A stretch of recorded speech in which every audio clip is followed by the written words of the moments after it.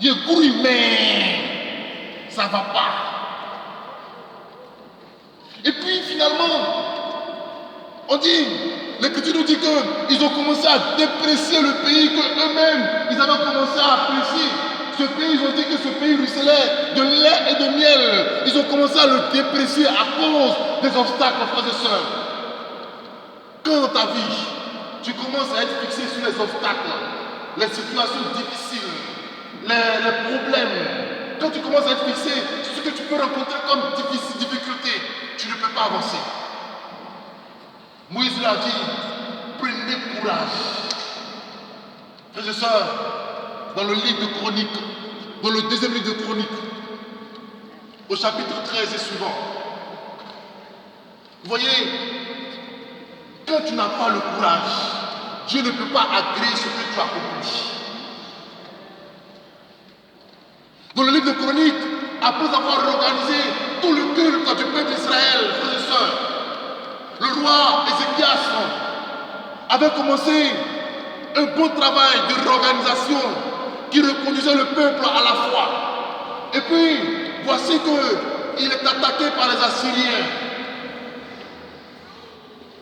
Ils étaient une armée nombreuse qui voulait attaquer Israël. Le roi Ézéchias rassemble les officiers, c'est-à-dire les chefs, les responsables, les généraux. Il les rassemble et puis leur dit, ne perdez pas courage, ne perdez pas cœur. Ces Assyriens que vous voyez, aussi nombreux sont-ils, ils sont en minorité par rapport à nous.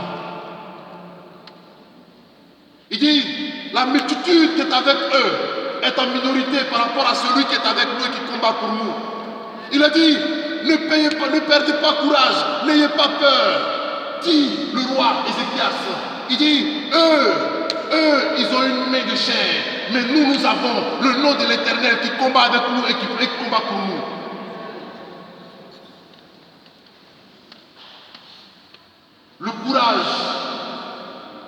Le courage est la première attitude à avoir pour entrer dans la possession des bénédictions et pour porter du fruit et du fruit qui demeure.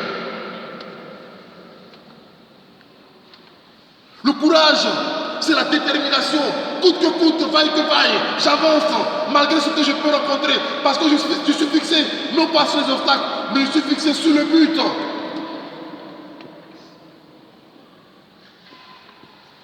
Vous voyez, Dieu va enseigner à Josué, toujours dans l'Ancien Testament, Dieu va enseigner à Josué ce que c'est que le courage. On est dans le premier livre, pardon, dans le livre de Josué au chapitre 1. Josué, Moïse venait de mourir. Ils ne sont pas entrés encore dans la terre promise. Moïse est mort. Tout le peuple est découragé. Ils ont fait les funérailles. Ils ont fait la cérémonie de 40e jour. Ils ont pleuré. Ils sont dans le désert. Ils doivent traverser pour entrer à Canaan. Mais ils sont découragés. La première parole que le Seigneur va adresser à Josué, il va dire, Josué, lève-toi, debout, prends courage.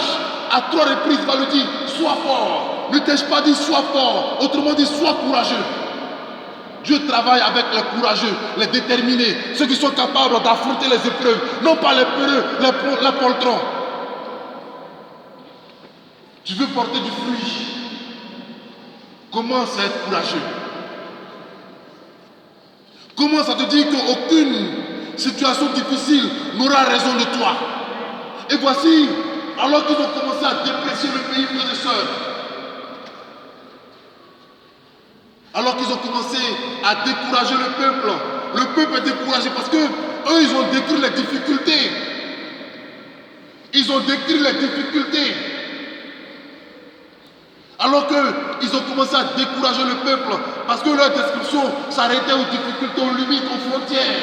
Voici qu'un homme dont on n'a jamais entendu parler, un homme qui se lève, il s'appelle Caleb, il est de la tribu de Juda, il se lève, il leur dit, hey, arrêtez de décourager les gens. Caleb le dit, il a dit, nous devons marcher, nous pouvons marcher, nous avons à marcher et à conquérir cette terre. Alléluia. Amen. Alléluia. Amen. Les gens, ils sont 10 contre lui seul. Il faut dire à ton voisin que ta prospérité ne dépend pas de la démocratie. Ta prospérité ne dépend pas de la démocratie. La prospérité ne dépend pas de la démocratie. C'est pas parce que tout le monde a dit ça que tu vas forcément imposer ce qu'ils ont dit. Ils sont 10 contre lui seul. Mais il lui a dit, lui seul, il a dit, hey, il faut qu'on marche. Nous sommes capables. On a les capacités, on a les ressources. Les gens n'y croyaient pas, ils étaient 10. Si on votait, il allait perdre. Mais il lui a dit en vérité, on est capable.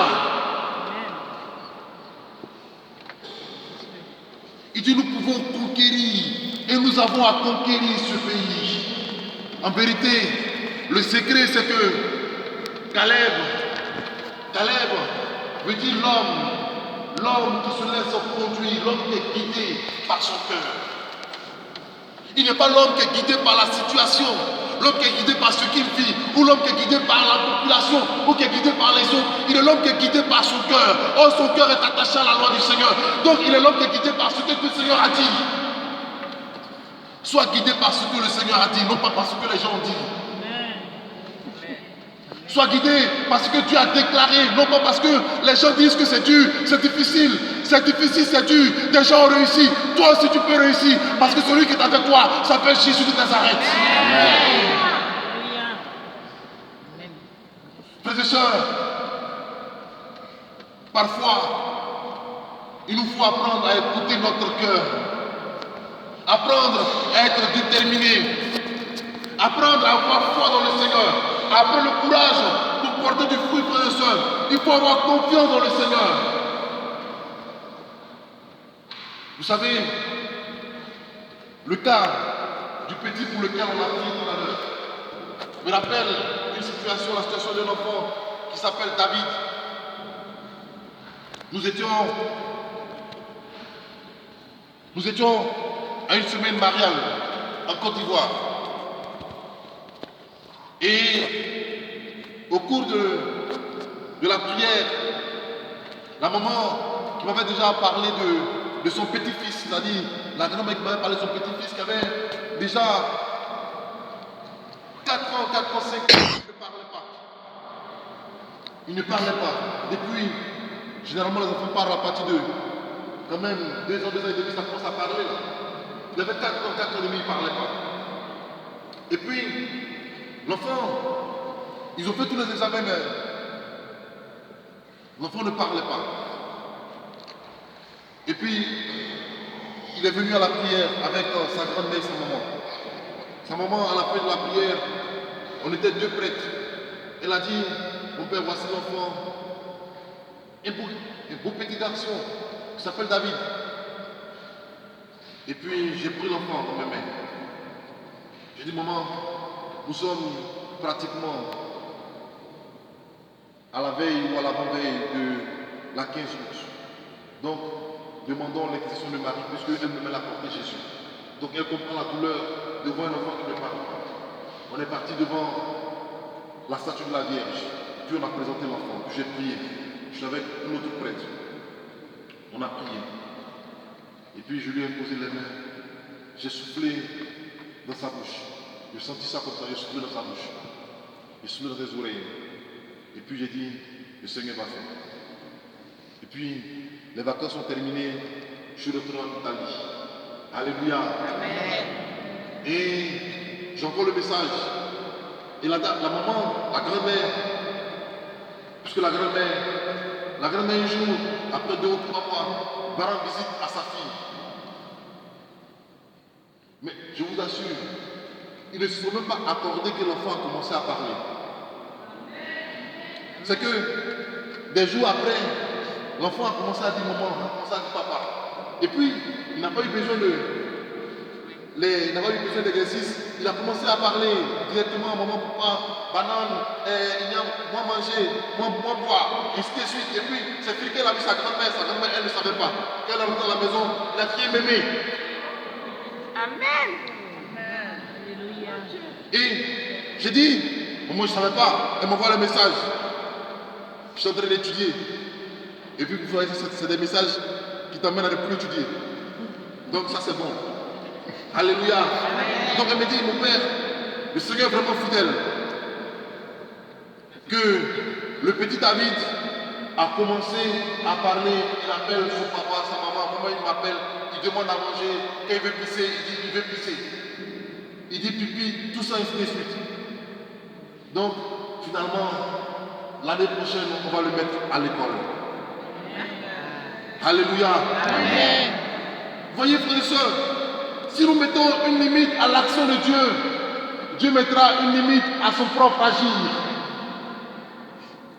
L'évangile de Saint Marc au chapitre 9, verset 23 dit, Jésus dit, alors qu'on lui apporte, un papa lui apporte son fils épileptique. On est dans l'évangile de Saint Marc au chapitre 9. Un papa apporte à Jésus son fils épileptique que les disciples n'ont pas pu délivrer ou guérir. Et le papa dit à Jésus, si tu peux faire quelque chose, faut faire. Parce qu'il y a longtemps on a ce problème-là dans notre famille. Toute notre famille, là, quand les gens naissent là, c'est comme ça. Les enfants commencent bien, mais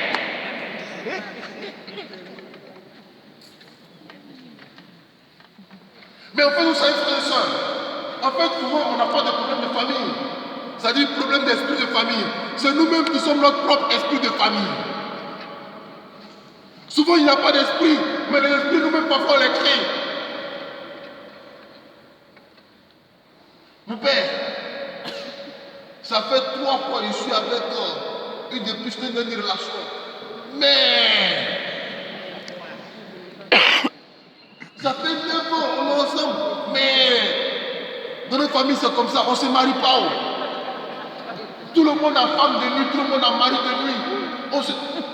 Mais c'est comme ça. Ma grand-sœur, même que tu vois, en tout cas, elle a commencé comme ça. Et puis, mais on a le cœur des chefs des autres tribus, mais on n'a pas l'âme de Caleb. Et ils ont dit à Jésus, pardon si tu peux faire quelque chose. Et Jésus leur répond, mais comment tu peux dire que je peux? Et Jésus ajoute, il dit, tout est possible. Verset 23, il dit, tout est possible à celui qui croit. Alléluia. Amen. Jésus dit, tout est possible à celui qui croit. Il ne dit même pas que tout est possible à celui qui croit en moi ou qui croit en Dieu. Il dit tout est possible à celui qui croit. La première chose, ou la première personne à qui tu dois croire, c'est en toi-même. Il n'y a pas de main dans ta vie, il n'y a pas de limite, il n'y a pas de barrière. Il y a toi-même qui est capable. Il y a Caleb en toi. Il y a ce Caleb qui sommeille en toi, qui a le désir, la volonté, qui a l'ardeur et le courage d'entrer à Canaan. Ne le retarde pas. Caleb est décidé. Moïse a dit, prenez courage, ayez bon courage. Il faut que tu aies du courage. Ne te laisse pas décourager par les situations difficiles que tu peux vivre en dehors de ton pays. Les gens ont réussi, toi tu peux réussir. Alléluia. Il faut qu'on ait une nouvelle mentalité en 2019. Le premier blocage, le premier frein à ta propre entrée à Canaan, à ta propre prospérité et fécondité, c'est toi-même. Vous savez, frères et sœurs, j'étais à Boaké, une histoire un peu triste. Une jeune dame qui s'appelle Françoise ou Florentine, quelque chose comme ça, mais bon, comme on l'appelle, Tata Flo. Donc, elle vient, on avait organisé un cheminement pour entrer dans la nouvelle année. C'était un cri de Jéricho, je pense. Et puis, je la connaissais avant, mais je ne connaissais pas bien son histoire. Elle me trouve au bureau, elle me dit, mon père, je vais vous raconter mon histoire. J'ai dit, quelle histoire? Elle me dit, mon père, vous voyez, dans ma vie de femme, j'ai eu un mari et j'ai eu un seul fils. Un seul fils, j'ai eu un seul enfant. Aujourd'hui, j'ai pratiquement plus de 40 ans, je crois qu'elle avait 40, 45 ans, je ne sais plus trop. Elle avait la quarantaine quand même. Donc j'ai eu un seul fils. Et puis elle continue son histoire. Quand mon fils avait 14 ans, il est allé se baigner avec des amis. Et là, il est mort. Mon fils avait 14 ans. Mais mon père, ça m'a tellement brisé. C'est de là que je commençais à devenir chrétienne. Ça m'a profondément brisé. C'était mon seul fils. Et depuis lors, je n'ai ni enfant, ni personne. Et puis, comme j'étais un peu fou, je lui ai dit, ne t'inquiète pas, tu vas enfanter et tu vas te marier. Ne t'inquiète pas. Mais il avait les larmes aux yeux qu'elle racontait l'histoire de la mort de son enfant. Son enfant est décédé pratiquement à 14 ans, je pense, mais dans l'âge de l'adolescence, il est décédé comme ça. Et puis, à la fin, on a prié un peu. On a prié ensemble pendant quelques temps pour la remonter parce qu'elle était tellement en larmes. Et moi-même, j'avais été touché par son histoire. Alléluia. Alléluia. Vous savez, il y a une chose. C'est que les larmes peuvent exprimer deux choses. Les larmes peuvent exprimer la tristesse, le désarroi de l'homme qui n'en peut plus, de la femme qui est découragée, abattue. Ça, c'est l'expression des larmes. Mais il y a les larmes aussi qui peuvent exprimer autre chose, où tu ris quand tu pleures. C'est-à-dire que la joie ne peut pas être contenue dans ton cœur et déborde jusqu'à ce que même tes larmes coulent. La tata, on a fini de prier, je lui ai dit, garde confiance. Je ne l'ai plus revu, je vous assure. Je ne l'ai plus revu pendant pratiquement 2 ou 3 ans, je ne l'ai plus revu. Bon, on a fini de prier. L'année dernière, je vais en vacances au pays. Et puis, j'arrive là. Bon, je la reconnais, mais je n'imaginais pas, vous voyez. C'est-à-dire, je n'imaginais même pas la suite que je vais vous dire. De toute façon, vous êtes branchés pour savoir qu'elle a fait. Est-ce qu'elle a eu un enfant après? Est-ce qu'elle s'est mariée après? Tout ça, ainsi de suite. Voilà, ça fait comme film western, tout continue. Alléluia. Mais en fait, il n'y a pas, quand tu as expérimenté ce genre de choses, tu n'as pas peur d'oser dans le Seigneur. Je vois la tata qui arrive vers moi. Bonjour mon père, voici le produit. Je dis, quel produit? Voici le produit de ta prière. Je dis, quel produit? C'est ma fille qui est là. Elle a 2 ans et demi. Je vous assure, frères et sœurs. En fait, au début, je pensais qu'elle avait adopté l'enfant. Et puis, au cours de la prière, on s'est vu après, dans une semaine mariale. Elle dit, elle me rend témoignage. J'ai dit à un responsable, il faut l'écouter. Il écoute le témoignage, lui-même il ne revient pas. Et puis il rend le témoignage, elle envoie sa fille devant tout le monde. Que, en tout cas, et puis elle finit par dire que jusqu'à 50 ans, jusqu'à 45 ou 47 ans, tu peux encore enfanter, tu peux même te marier. Tu n'es jamais la délaissée, tu es toujours la promise. C'est parce que tu as eu avec une expérience qui a marché. Mais non, ce n'est pas encore terminé. Parce qu'il y a Cana dedans. Et si tu es comme Caleb, tu es capable d'entrer à Cana. Alléluia, frères et sœurs. C'est nous qui sommes limités, c'est nous qui disons mais n'oublions pas que, frères et sœurs, ce qu'a dit à Caleb a dit, nous pouvons, on a les capacités, tu as les ressources, tu as les capacités. Et là, frères et sœurs,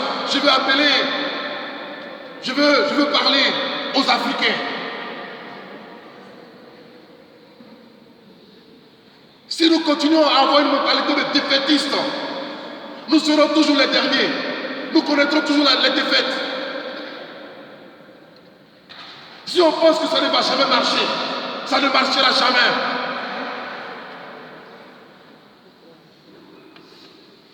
Je vous ai dit au début de cette veillée que cet enfant, il va parler, il va entendre, ça sera progressif.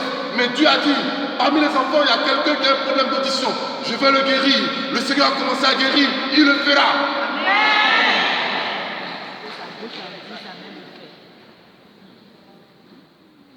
Frères et sœurs, aujourd'hui, en 2019, il nous faut une mentalité de conquérant, une mentalité de vainqueur, une mentalité de courageux, une mentalité de Caleb qui entre dans la terre promise.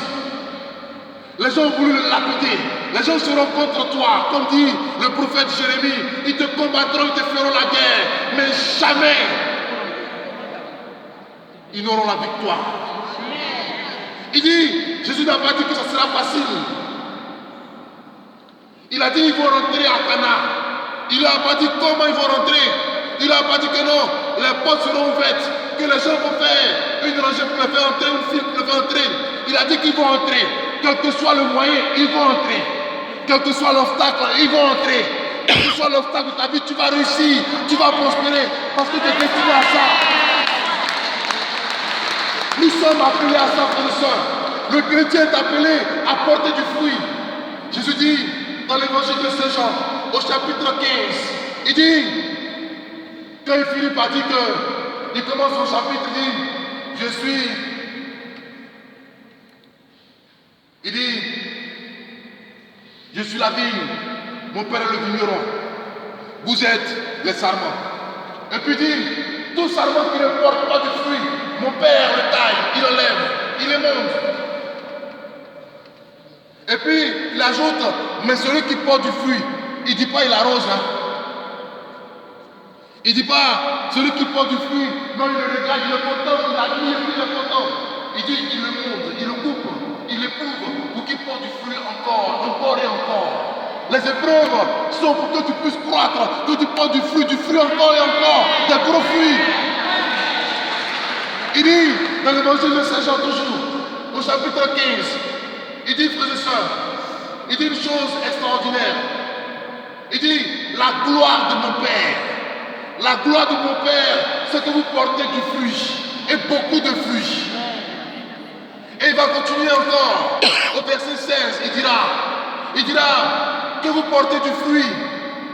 Il dit, je vous ai choisi, et je vous ai établi, pour que vous portez du fruit, et du fruit qui demeure. C'est-à-dire que tu es appelé à trois choses. D'abord, à porter du fruit. Deux, à porter beaucoup de fruits. Trois, à porter du fruit qui reste, qui demeure. Tu ne peux pas continuer à être quelqu'un qui porte du fruit. Ça mûrit sur l'arbre, mais quand on cueille, c'est mort. C'est pourri. Non, ce temps est terminé. Le temps où tu portes du fruit pour un temps, que tu fais des affaires, ça commence bien, mais devant la se gâte, ça c'est terminé. Aujourd'hui, dis-toi que Jésus a dit, il dit, la gloire de mon Père, c'est-à-dire que Dieu est content. Dieu est content que les choses marchent pour toi. Dieu est content que ça va bien pour toi. Ne pense pas que Dieu est content que tu es malheureux. Non, la croix est l'arbre. Depuis que le Christ est sur la croix porte du fruit. Si ton épreuve ne porte pas du fruit, si ta croix ne porte pas du fruit, si elle ne te conduit pas à la résurrection, ce n'est pas une croix qui vient du Seigneur. La croix t'invite à croître. Elle n'est pas là pour t'écraser, pour t'anéantir. Elle est là pour te faire grandir. Oh, le temps est venu, frères et sœurs. Le temps est venu d'entrer à Cana, de posséder Cana et de regarder les fruits, de manger les fruits. C'est notre temps, c'est notre époque. 2019, c'est pour toi et c'est aujourd'hui que ça commence. C'est aujourd'hui que ça commence, frères et sœurs. Vous savez, je vais vous raconter un dernier témoignage.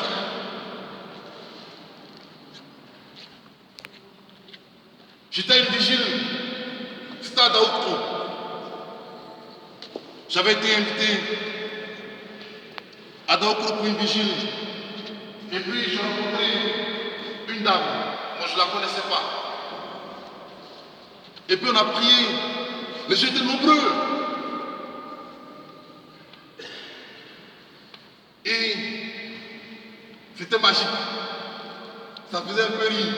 Donc, comme ça marchait bien comme Dieu, c'était la fin de l'année, ça marchait très bien. Donc il y avait quand même des gens qui étaient un peu curieux, qui sont venus regarder, mais il s'agit de quoi?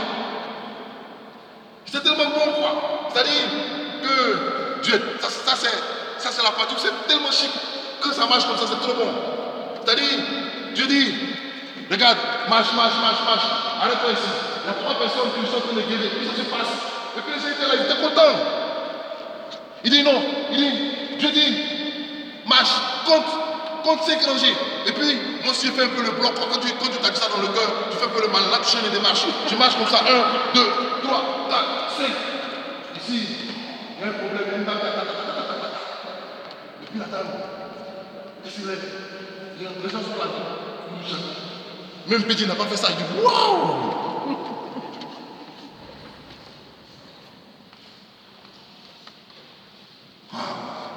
Et puis ça, Dieu fait ça aujourd'hui encore. Alléluia. Alléluia. Mais en fait, la dame, elle avait toute sa situation financière bloquée. Elle attendait l'argent pour commencer un commerce. Quand elle commençait un commerce, ça ne marchait pas. Elle était toujours endettée. Elle avait une situation bloquée. Elle demandait elle avait demandé un prêt. Ça ne marchait pas. Ça bloquait. Et puis, quand on est arrivé, on a prié. J'ai dit, comme on a pris tout à l'heure, j'ai dit, le Seigneur est en train de débloquer les situations. Et puis, on a fini de prier. Il n'y a rien eu. Il n'y a pas eu de tremblement, il n'y a rien eu. Ça ne veut rien dire. Donc, on est parti à la maison. Et puis, il a dit, le Seigneur a fait. Les gens, tous les gens étaient là. Il dit, le Seigneur a fait. Il a débloqué les situations financières, tout ça, etc. Et puis, bon, on a fini la veille. Le premier, je reprends la voiture, et puis je retourne au pays, je retourne, à Boaké. Je dors. Vous savez, quand tu finis la veille, comme ça, tu es fatigué, tu dors. Donc je dors, je ronfle. Mon téléphone, ça sonne.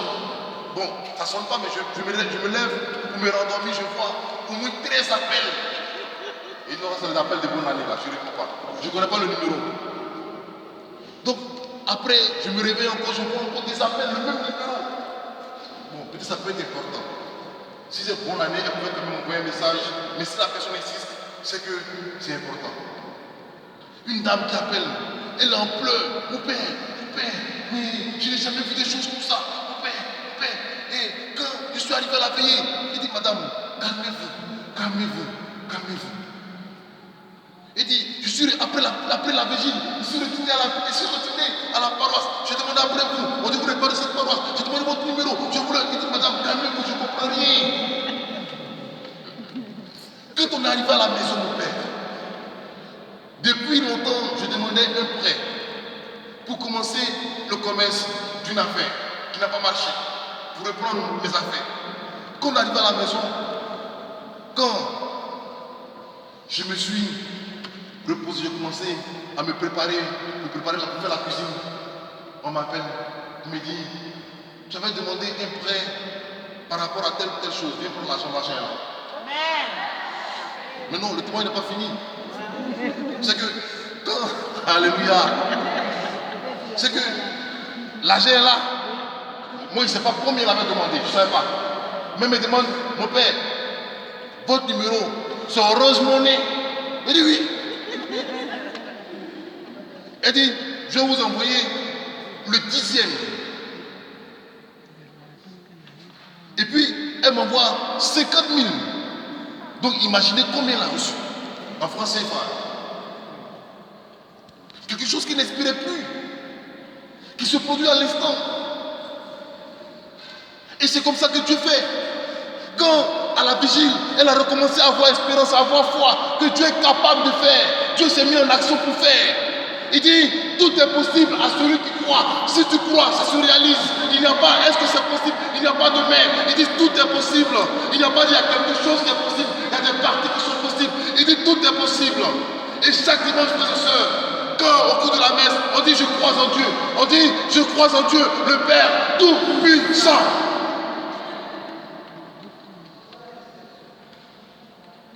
Si on confesse qu'il est tout-puissant, il est capable de le faire. Aujourd'hui, ce que Dieu veut faire, il va éveiller en toi le Caleb qui dort.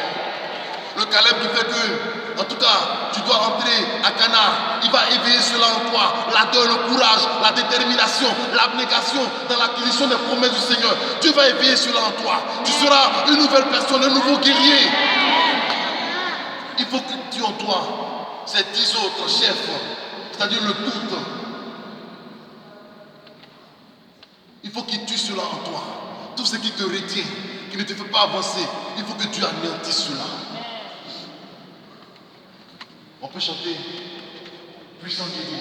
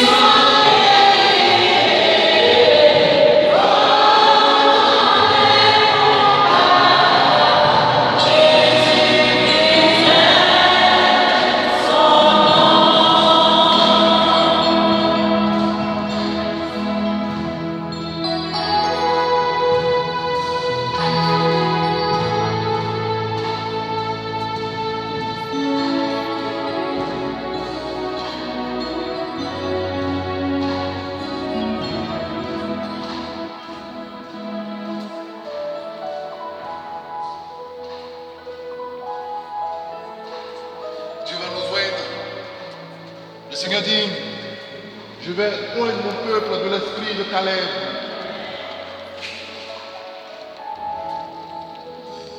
Qui est véritablement de mon esprit. Car dans l'Écriture, il dit, Caleb était animé d'un autre esprit.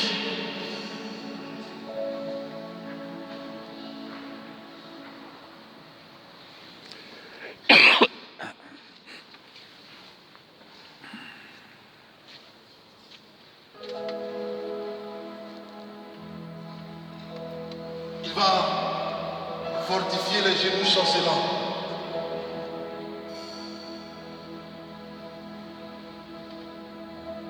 On va chanter encore.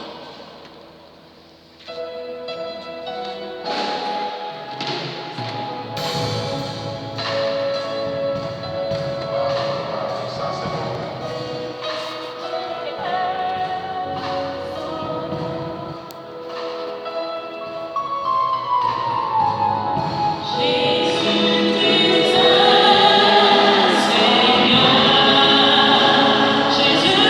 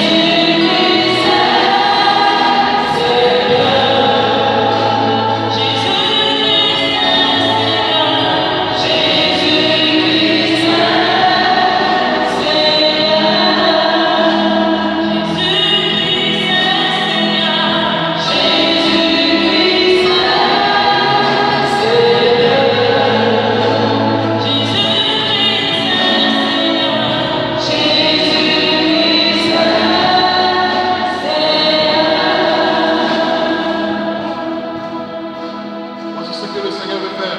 Alléluia, ça c'est bon.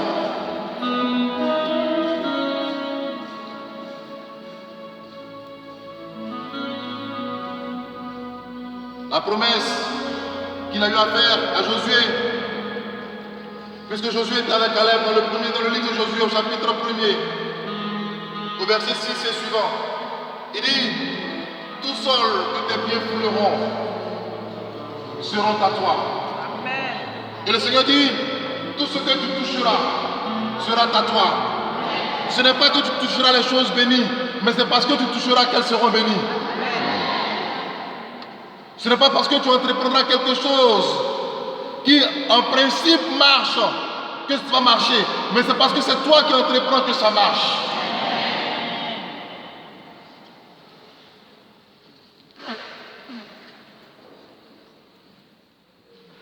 Pendant que le cœur chante, comme Caleb ou Josué, je vais marcher.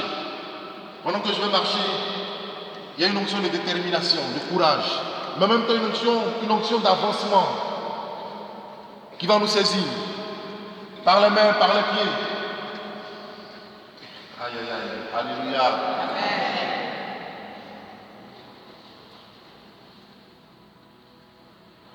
Et puis c'est bizarre, mais ça va commencer dans le cœur.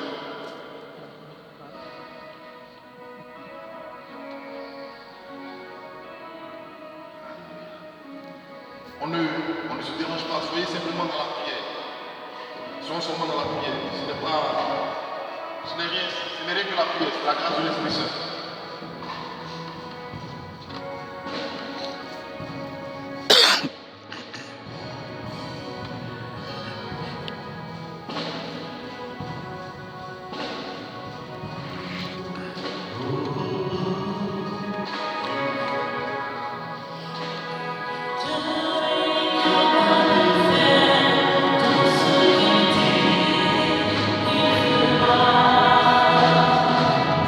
Yeah.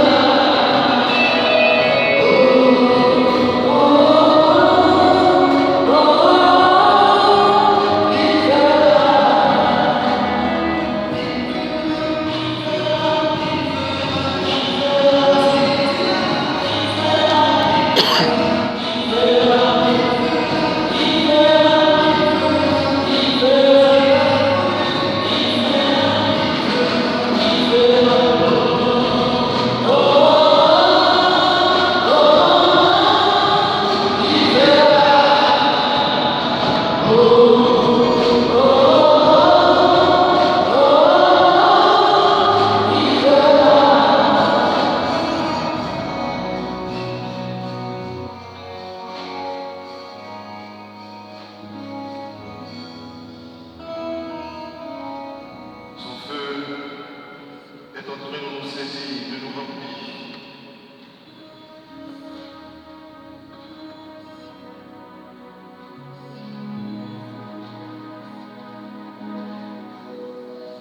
Il pose la main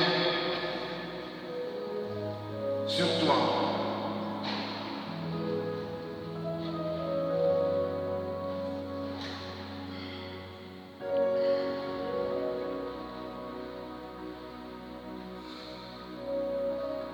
Sa main est en train de s'abattre sur toi pour briser toute oppression, toute forme d'esclavage.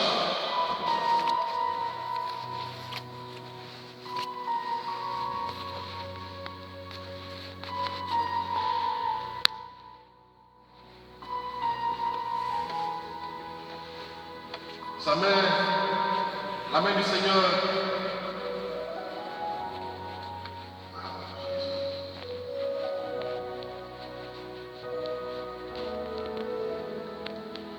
toute forme d'esprit quelconque qui t'oppresse et qui t'opprime,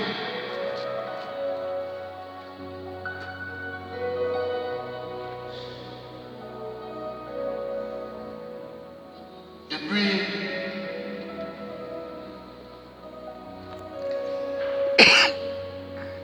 sa main se pose.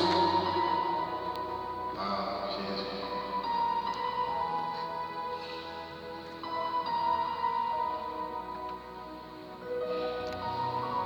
Sa main se pose sur ton épaule. Et Jésus te dit, je suis toujours avec toi.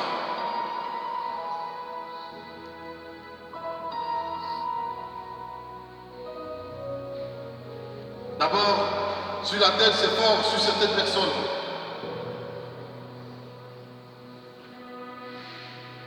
Et puis, sur l'épaule, vous dites, c'est toi que j'ai choisi. J'ai choisi comme un leader, comme un chef.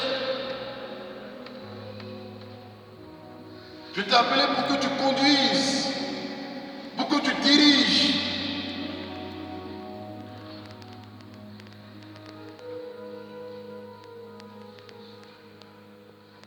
C'est une onction d'autorité que le Seigneur est en train de te donner.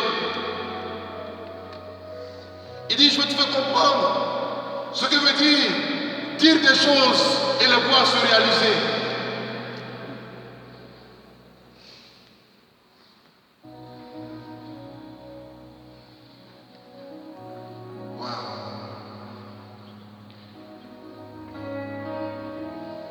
Et puis je les vois comme embrasés par un feu nouveau, une ardeur nouvelle.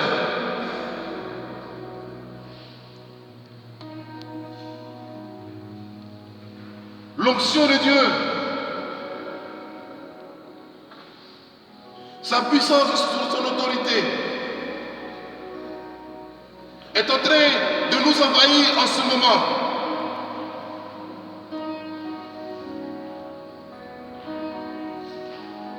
Et puis Dieu dit, je mets ma faveur et ma grâce en tes mains. Pour des personnes encore, l'onction se répand dans les mains. Une puissante charge, une puissante chaleur. Sa puissance est avec toi, dit le Seigneur.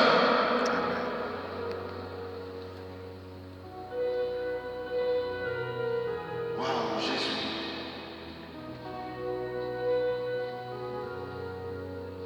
Waouh.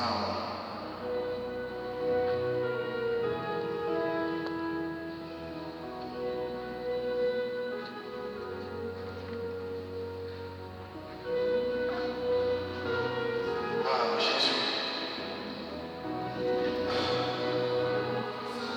Sa puissance est en train de t'envahir. Et Dieu dit, tu seras une nouvelle personne. Tu seras quelqu'un qui entreprend mais qui ne se décourage pas, qui avance et qui avance. Quelqu'un qui porte du fruit.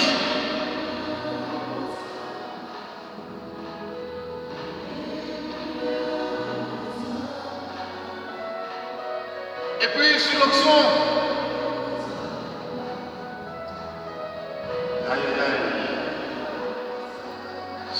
c'est bon.